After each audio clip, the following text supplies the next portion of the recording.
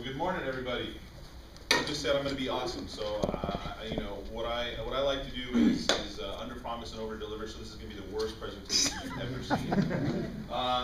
So, as Lewis said, my name is Adam Helway, and I'm the CEO and founder of a small company called Secret Sushi Creative. And what we are, initially we started off as a creative and design company, and we are currently still doing that. But a large part of what we're doing also over the last few years is digital marketing, social media marketing, and the related. So that's a little bit of what we do. I blog. I have a podcast that I co-host, that I put just a card here as a reminder, where we cover the social, local, and mobile marketing and advertising. So if you want to get any more from that, then you can go ahead and grab a card there.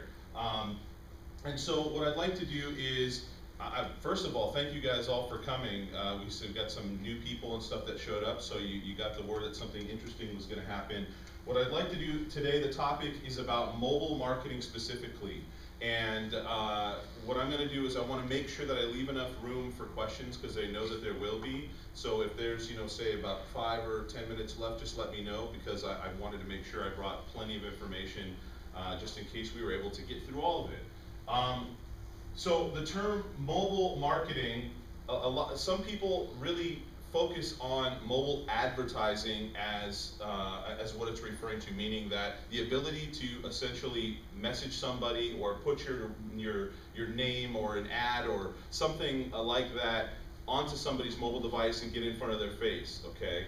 And I'd say mobile advertising is definitely a part of mobile marketing, but that really diminishes the power of what mobile marketing is. Mobile marketing really is, you go where the eyes go, you go where the ears go, you go where people are focusing their attention. And so years back, we had this thing that we still use called the radio, and then we moved also to television, and then we moved also to the internet. And now what's happening is more and more people are less tethered to their computers, and they're using their mobile devices in the same fashion that they're using their computers, and therefore their eyes and their attention and much of the things that they were doing with their mobile devices, with their computers, are now happening with their mobile devices. And so we're basically going where the eyeballs go and where the attention goes. But you get a little bit of a bonus when people are using their mobile devices, which is a little bit more context. So in comparison to your computer, when you're traveling around, your mobile device can actually understand where you are, what time of day it is, things all the way down to the altitude of things. Most people treat their mobile devices like they do their toothbrush. They're the only one that uses it, and they wouldn't want anybody else to touch it, and it's very personal to them, with their own information that's on it, correct? You usually have your Facebook account or your LinkedIn account associated with it. You have your address book. You have your personal preferences that are on there. So your mobile device actually becomes somewhat of like a personal sidearm to who you are, and you're connected to your digital world. So the kind of context that you get from a mobile device, and mobile devices could be also a tablet as well, and for the most part they act fairly similar. They just may not be with you at all times like your smartphone. So much of what we'll talk about is focusing on the smartphone for the mobile device. But I think you guys can agree from just that minute here that I'm talking, that the mobile device is very different than just simply being another screen to look at that's with you at all times. It's not just another computer like your desktop or laptop, correct? Yes. All right, good. So again, we'll go ahead and say, mobile devices, although a laptop could be technically considered mobile because you can walk around with it, we're going to focus on saying that the mobile devices really are tablets and smartphones, and we'll likely focus strictly on smartphones for this presentation, okay? And that's really just the median that I want to be able to get the point across as to why I'm focusing on the device first. Studies have shown that in 2014, and interestingly enough, as we've got closer to 2014, people think it's going to happen this year, that the amount of people who are accessing the internet on mobile devices is going to basically eclipse people who are accessing the internet on non-mobile devices, desktop and laptop computers. And guess what? It'll never go back. That's going to be the trend, and that'll be it, period. And so that means that, again, this is proving where the eyeballs are going. And would you say really quickly, just from that piece of information, that mobile might be something you'd want to pay attention to from here on out? Absolutely. A little bit louder. Yeah. All right, thank you. And so, again, we'll focus on smartphones. I'm going to give you a little bit more information beyond that. Some of the things that have been driving this adoption of mobile devices has been things like the fact that the devices and the data plans have gotten less and less expensive. As we see people competing more and more, what we see more people creating devices and trying to give it to you. For instance, an iPhone before was a couple $100. Now you can get an iPhone 4 for free with your data plan. You can pay $99 and get a 4S. So the ability to get what is considered one of the higher end phones, which is an iPhone, is extremely easy now. And all of the Android phones, for instance, that are all over the world are very, very popular because they've been fairly easy to get a hold of for quite some time. And what we've seen is because of that, we've seen an actual increase in the mobile data usage from, say, 2011 to 2012 of 89%. That's in the US. So that means that the pipes that are giving this information, the pipes that people are using to access their personal stuff or to potentially search for a business like yours or to do shopping or to social network and grab their email and watch cat videos on YouTube is basically, being used that much more, and it's going to be so increasingly more. Gives you a little bit more context to it. 491 million smartphones sold worldwide in 2011. Is that a lot of smartphones? Okay, and showing that, in this data, I don't have the rest of the year, but basically 145 million just in the first quarter of 2012 alone, and that would put us on point to be ahead of this number right here, okay, and that was just last year alone. So let's put a little bit more context. Let's get off the device now and let's take a look at the behavior of who is the mobile customer and what are their behaviors currently. Excuse me. So we've got it pretty much split. It's pretty much 50-50. I'd say the behaviors that happen between the males and the females is slightly different in many cases, but for the most part, the purchasers of smartphones and the people who are using smartphones on a daily basis is about split 50-50. This is the sweet spot. How many people would say that this is a good age demographic for the people that you would like to reach out to and do business with? Raise your hand. Okay, I thought so as well. And so that's the sweet spot. It doesn't mean there aren't that many people using it on the high end or on the low end. And we have a lot of digital natives, as they call the folks that have been born and grown up using the internet and using things like tablets instead of actual desktop computers in their childhood and in their teenage years, all coming in right behind all of this, okay? So that's going to continue to drive the trend for mobile. Is that a pretty good income for the folks that you guys are trying to reach out to, right? They're spending money on data plans and potentially more than one data plan if they've got some kids that are using devices as well, or you're dealing with husbands and wives. In the past, I think you guys might remember having one home computer for yourself and your family to share, and maybe you'd have one at work that work provided. And then eventually, with the mobile devices, you saw that every kid wanted to have an iPod Touch and then a smartphone, and you had a tablet or two or three, depending on how large your family was and how generous you decided to be with them. This is an interesting breakdown for some people. A lot of people, I think, depending on the type of audience that you work with. We have a client who deals with primarily minority audiences, minority and immigrant and audiences that have English is not their first language, okay?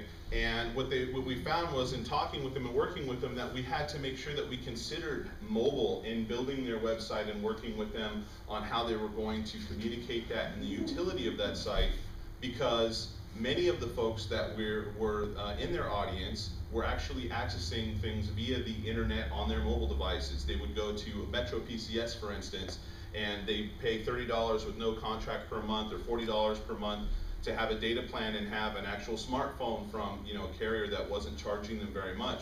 That paying little by little is easier than going out and spending $1,000 or a few $100s even if you get a smaller one on a laptop or a Mac or something like that. So to eat that cost of data and little by little and have it with you at all times as a communication tool makes it something that is very appealing to folks that have to make a decision whether they want to spend money on a computer or whether they spend money on a smartphone. This is really interesting. How many people here have a brick and mortar business? They have a business that you need to drive, people to walk into per se, or its location has something to do with it. Although you might be able to do business with everybody in the entire world, it really is most convenient to do business with people face to face in a particular location. Okay, so I'd say maybe 40% of you guys. So 74% of people use their phone to get real-time location-based information. Okay, real-time meaning I need to know that information right now. I don't need to look it up and I'm just kind of browsing the web. I'm really actually looking to answer something right now at this very moment, okay? And it could be something like, I don't know, you're trying to bet a friend who was the 5th member of the Beatles or something like that. But in most cases, it has to do with location and where you are and someplace that you're looking for to either find information or to walk into or to get an understanding of whether or not it's a credible place. So 75% of people, 74% of people use their smartphone to get real-time information. And as we trickle down, we see that after they get the information, about 61% of those people end up using their phone to contact that business, okay? How many people here would love if people just simply contacted them and you had a call with somebody? You had, if something like this was to drive a phone call, would that be helpful to you? Sure. Okay. Now, if we trickle down just a little bit more, we see that 59%, not far from the 61%, actually go ahead and walk into the business. So whether they've made the phone call first or whether they're in the area and they're actually looking for directions to that business and they make their way in there, the initial looking up of that real-time information, the initial search, has helped them decide and drive them into that business, okay? How many people here find that interesting information? Great. Just making sure everybody's awake, because I myself also am, making sure I didn't have enough caffeine this morning. So a little bit of additional information here is, there are a number of real-time based information sources. There are business directories, so things like Yelp and Foursquare directories that people might end up looking through this information. There's mapping services like those, that made it here a little bit late. I myself was busy looking in a whole different parking lot, so thank God I drove a little early out here. Search engines in general, so the big 3, of course, Bing, Google, and Yahoo. And also social networks. Sometimes you're reaching out to folks on social networks or doing a Twitter search in order to see what people are saying about a particular thing. Okay? And then lastly, I think folks might find it interesting that there's about 18% of people who are actually using location-based services and things on their mobile devices to actually check in. They're saying, I'm at a location, I am here. I am proud that I am at this place, whatever the case may be, and whether they're checking in when they arrive or when they're checking in when they leave. But this is becoming more and more acceptable behavior. People are becoming a little less, I guess you'd say, reluctant or wary of saying, I'm at a particular location at this very moment. So what I'd like to do is now dive into what you guys, I wanted to set the foundation to show you that, why is this important? It's important because eyeballs are going there. Why is this important? It's important because this is the leading trend that's happening because of the data that's showing how many people are purchasing these devices, how many people are spending. It's one thing to buy a computer and that computer could sit in a box for months and months and months. And nobody could touch it and it's not going to hurt a thing. But how many people here would like to buy a mobile device and a data plan and be paying for that data plan on a monthly basis and not use the device? Not likely, right? You're going to use it. You're going to take advantage of it. It's not something that's going to sit there. So you know that folks are committed to actually utilizing that device as a tool. So when it comes to mobile marketing, there's a lot of different things that are happening right now, and we're seeing what's happening in the space really emerging at this moment. But what I'd like to do is I'd like to focus on what I believe to be the foundational elements. We're going to cover as many of them as we can with the time given. That's why I'm talking fast, so to make sure that we can save some time, so let me know if we're going over time at all, anybody. But I'm going to cover the foundational elements that I believe every business should be thinking of, if not doing, right now. These are things that you should be considering right now. And so there are the 4 things: mobile optimized website, mobile optimized email, location targeted SEO or mobile optimized SEO, and mobile advertising. Okay? So are you ready to dive in? That didn't sound very energetic. Are you ready to dive in? Yeah. That's my audio caffeine right there. Come on. So let's go ahead first and foremost into mobile optimized websites. All right. So one of the first things that people aren't really aware of is the fact that there are people actually visiting their sites on mobile devices. And how can you know? Well, one way to know is to actually look at your Google Analytics account. And if you don't have one, then you've got a bigger problem than what I'm showing you right now.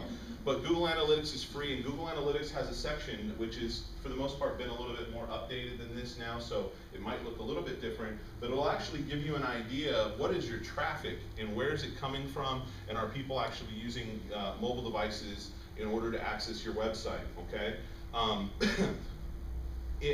In addition to that, you can even take a look at over time. If you've had Google Analytics on your site for some time, take a look at it over the last 6 months and see how steeply this number has increased.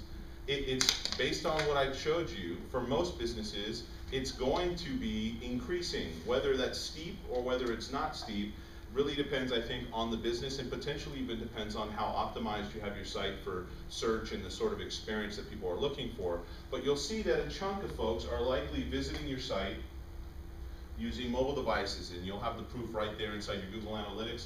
There's a section called mobile and mobile devices, and that's how you'll go ahead and find that. So I want to show you, this is a client of ours, and what we've done is to make a website mobile, there is the term is usually called responsive design. And I tend to try not to use it as much because unless it becomes something that's very, very apparent to the average business owner, responsive design really means absolutely nothing. But if we say mobile designed or mobile optimized site, then that's a little bit different, okay? So if I kind of flip-flop, it's because in my mind, it's called responsive design, or as you talk to people that do this sort of work, web design, usually in the community, it's called responsive design. So here's an example of one of our clients' websites, and you can see pretty much looks just like a regular desktop website, right? So you can see all the information that's there. I'll show you one more time. Look at the header there, look at how the information is laid out. You go all the way down, pretty much just like a standard website, okay? You've got over here a little area where you can click, and you can, probably feels like what would happen is that it would just switch from a screen to a screen. It's like a little slideshow and those sorts of things. And so what we had to do was make sure that customers on any device, especially considering the fact that this company, this client, is a cloud-based company that's supposed to be, their product is supposed to work across all devices. It's supposed to work on smartphones. It's supposed to work on tablets. It doesn't matter what the device is. It's just supposed to work directly from the web. So with that said and done, this is the mobile version of the site. It's not a completely different website, okay? There's a lot of people, the solution has been over the last few years to just basically create a separate website that is just at a completely different domain. And in many cases, there's a lot of solutions out there that you can purchase that say, well, we'll just make your site mobile. And what it really means is we're just gonna take your content and we're gonna kind of poke it through and put it on this skin that looks like it would fit in a mobile device. I'd say I'm not really big on that solution, and there's a few reasons why. One, this site looks like the brand of the big site. There's nothing really different about it. That's one thing, okay? Using a template like that still means that you would end up having to customize it to get the same brand look and feel, okay? That's one of the biggest things about using responsive design is the ability to actually have your brand still be present very much so like it would be on a desktop. Why should mobile users, if they're becoming increasingly important, get a half, excuse the expression, version of your site? Why should you treat them as second-class citizens? All right, they're not second-class citizens, and in fact, they're going to become more and more the first-class and predominant citizens who are going to be accessing your site. So you see right here again, there's the entire site. Here's our little guy right here that was there before. And some of the things that you don't actually see is that many of the things that you had to click through to go from one screen to another have now been made, or have already been made, subtly gesture compatible. So now if you want to go ahead and you want to navigate, because remember the difference is, you're not navigating with a cursor. What are you navigating with? My chubby finger. Okay? And in doing so, things like small text all scrunched together. How many people have been frustrated trying to navigate a site on your mobile device, and you're trying to hit one piece of navigation, but you're hitting like 3 pieces of navigation at the same time? Or that the site depends on rollovers to access piece of information, and you're hovering your finger over the screen waiting for that rollover to pop up. It doesn't. Rollovers don't work effectively on mobile devices. So you want to pay attention to those elements. It's not, mobile websites is not just about taking a larger format and squishing it into a smaller container. It's about actually considering the behavior and needs and the way that folks are interfacing with your site when it comes to the mobile user. So some things to think about when it comes to your mobile website. Prioritize content important to mobile users, which is basically similar to what I said already. All right. What that means is you could actually not just squish things and make them into, put them into a smaller container, but you can actually shift things around a little bit so that the stuff that's most important likely to your mobile user, which you can see in your Google Analytics currently by looking at what your mobile users are actually looking at on your website, or just kind of even by asking questions of your customers, prioritizing that information in a more visual way, or even making that, for instance, when you look at a mobile device, everything is much more vertical. So by placing much more the importance on the information that's atop, there is no above the fold per se, because the fold is very, very small on a mobile device, but still considering what they are going to want when they come to your site on a mobile device. Make navigation easier for fingers, not cursors, okay? So again, if you're hiding content behind drop-down menus and things, you need to rethink of providing alternative ways of making that accessible. That may mean going as far as having your designer or developer or whatever make sure that the navigation itself completely changes when it comes to mobile devices, meaning that rather than being the same navigation and kind of just folded together, that it actually exposes everything without having it hidden under a drop-down. Does that make sense? And I want to show you, actually, I think, you see, for this one, you see the menus right here. It's only one button, but when you tap it, it actually expands everything right there for you and lays all the navigation out for you and makes it very, very easy. So obviously, real estate is not plentiful on a mobile device, and so to have the whole navigation laid out may or may not be the best choice. We chose to do it in this way, and then the navigation expands out. And then reduce embellishment in favor of legibility and ease of use, okay? When somebody's looking at something on a mobile device, the typography that you think is great on your site may not be easy to read, and although you may bring everything nice and vertical, bless you, nice and vertical into the mobile device, you may also still keep your typeface much smaller than you realize is good for somebody holding a device trying to read your content, okay? There's that KISS method, right? Keep it simple, stupid, okay? Make sure your typography is loud and not loud, excuse me, but large enough that people can read. Some people do take that literally with the loud typography. Don't use Comic Sans, that's a piece of advice. So my recommendation strongly is that you make sure that things are legible for folks, okay? After all, they're coming to your site not to admire it on their mobile device, but to actually get some information, so make it easy for them to consume that information, all right? All right, so now on to the next thing, mobile optimized email. Now, this is something that I think people don't think of that much. How many people here use email newsletters or offers or something like that as a way to communicate and reach out to your customers? Okay, so we have almost 50% of folks. And I'd say this is, even though social media is, everybody says social media is great and people don't read their email anymore and all that, that's garbage. People read their emails, and people use their emails. And email is a great way to market to folks when you do it properly, not meaning that you're not, spamming people and those sorts of things. It's actually one of the most effective ways to reach out to folks if you've got permission to have them connected with you via email and you're reaching out to them with good content or special offers and things like that. And so I want to show you a few examples of mobile optimized email. When you take a look at something like this is a little bit different than I think what most people think of as a great way to, or the format that they want their mobile email, their emails in particular, to be formatted. Their marketing messages and things like that. Usually they'll pack it with a whole bunch of stuff and tell people how cool things are and have a paragraph or 2 or 3 or 4, you know, with headings, with Comic Sans and all that sort of thing. Keep it simple, stupid. Again, keep it simple, stupid. You know, go ahead and let people know what's going on. Minimize it down to 1, maybe 2 really clear messages, and make it visual. The typography, make it large enough that people can see it and understand what's going on when they're looking at it. If we take a look at another example, this is REI's email, and it's, excuse me, not email, but this is their email on the desktop version. This is the full version of that email. And you can see, you know, they made the typography big, they've got a lot of elements going on. In fact, they've got, you know, kind of what you would consider essentially an offer. They're saying there's 30% off, go ahead and check it out. Now if you take this and you turn it into a mobile version, the mobile version takes on a very similar approach to the website that we talked about. It would be called responsive email design, if we use that term again, responsive, okay?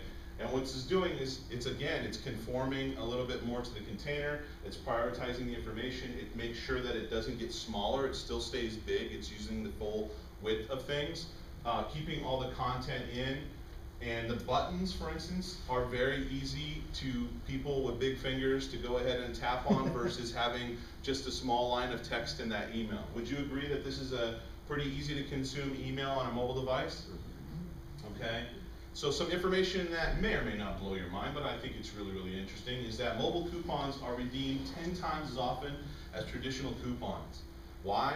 Because they don't have to clip things. They don't have to remember to put it in someplace. They don't have to take an email potentially that isn't, you know, ready to go for their mobile device and remember on their desktop computers. They're not even reading the email as much on their desktop computers as they are on their mobile devices. It's right there. You give them a coupon and they're walking into a business. What is in the business when they go to visit you? Their mobile phone, basically their mobile wallet, where they're keeping those coupons, okay? I remember a very successful campaign for, I don't know what it was like a week or 2 where Jamba Juice had it. They had a mobile coupon which was, you know, I think it was like buy 1, get 1 free. And I remember just everybody that I knew was passing it around saying, hey, by the way, Jamba Juice has got this going on. I took it, I downloaded it onto, I basically, you know, went geeky. Instead of just having it in my email, I actually downloaded the graphic to my phone in my camera reel just to make sure that I could get to it easier instead of having to search my email. And walked in and probably redeemed it 3 times simply because they made that available to me, okay?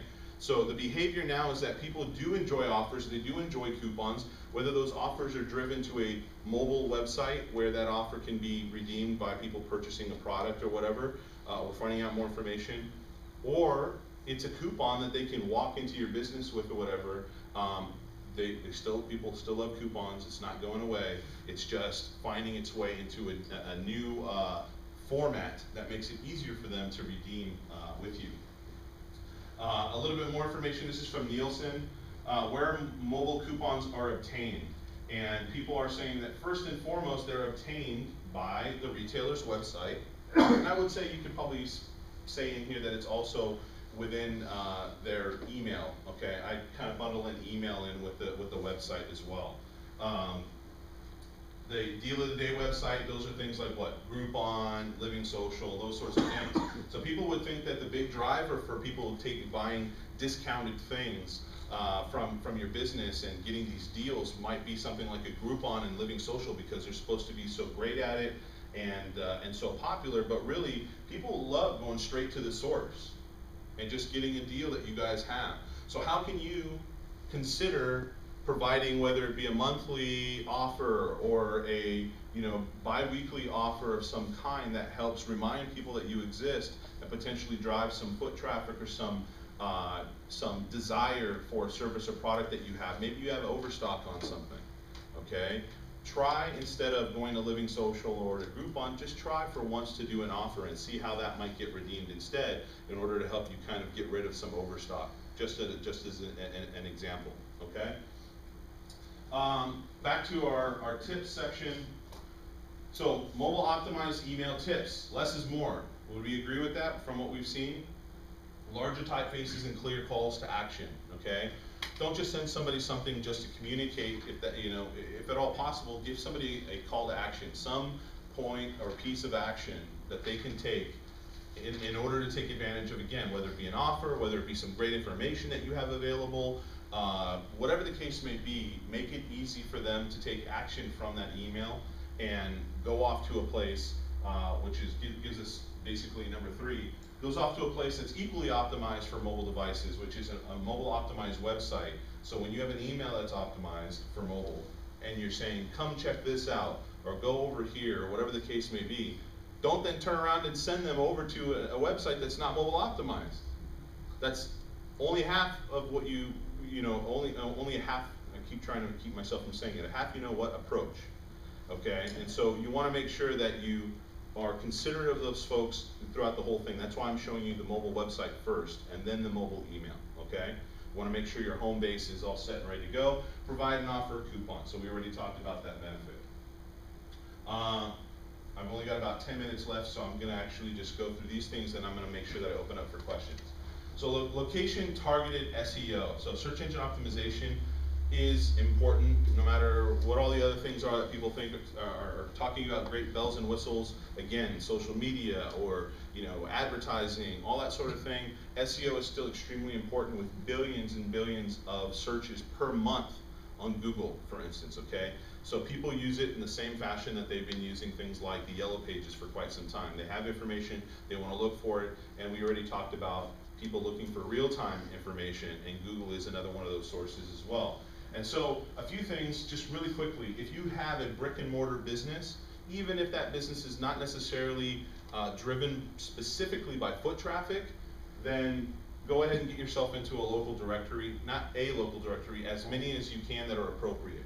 If you're a restaurant, you might consider Food Spotting or some other websites, but for the most part, there's Facebook pages that have location-based information, and is becoming more and more prevalent with some features that Facebook has, like Facebook Nearby, which people don't see very often, or the Open Graph search that has been released and has been trickling out to many, many people over the last couple months, last month.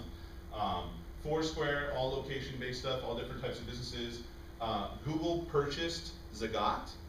Okay, so again, if you're a place that food, a restaurant, you serve food, it's a cafe, those sorts of things. If Zagat was important to you, an important name, basically it's now become Google Local, all right? So that's an important thing. And then all the general search engines, okay? Bing and so on. So really quickly, submit your information to a local online directory. Add your contact info to as many pages as possible, but be discreet about it, okay? It doesn't mean that, have it in big, bold letters, again, in Comic Sans with a cat pointing at it. It just means, like, on the footer, just make it persistent that your contact information is there. Of course, think about having your contact page, not think about, but it should be required that if you're a brick and mortar place or a place that has people driving to your location or whatever, that you have a contact page as well. Use location-specific keywords in your content, okay? If you're doing pool stuff, right, and you're doing pool stuff in the Silicon Valley is kind of general, but if you're doing pool stuff in San Jose, if you're doing pool stuff in Campbell, think about how those words those location-based words make it in without going overboard and sounding like you're just stuffing your page with keywords, okay? I mean, it's a good rule of thumb for search engine optimization, period, is that you're not stuffing your pages just for the sake of being searched, because in the end, guess what? You can lead a horse to water, but you can't make him drink. And if you have customers that are going to a search result and they go, great, let me check it out, and they go to your website, it just looks like you're stuffing it for the search engine instead of for them, they're not going to convert into an actual customer. Okay, does that make sense? So with that said, just a quick review. We talked about mobile optimized website, mobile optimized email, location targeted SEO, mobile advertising, which is something we haven't been able to get to yet today. But if you start off with these things, you have started creating that foundation, which is most important because these are your headquarters, right? Your websites are your alternate brick and mortar store, okay? And for many of you, it is your main headquarters. And so therefore, you want to make sure that for the growing group of mobile customers that you have, which are really, to be honest, many of the same people who are currently your customers, in addition to everybody else in the future, you want to make sure that these basics are shored up so people can find your site, they can access the information, and they can go from there to actually interacting with you and hopefully to a transaction of some sort, okay? So with that said, I'd like to open up to any questions, and thank you guys for your time.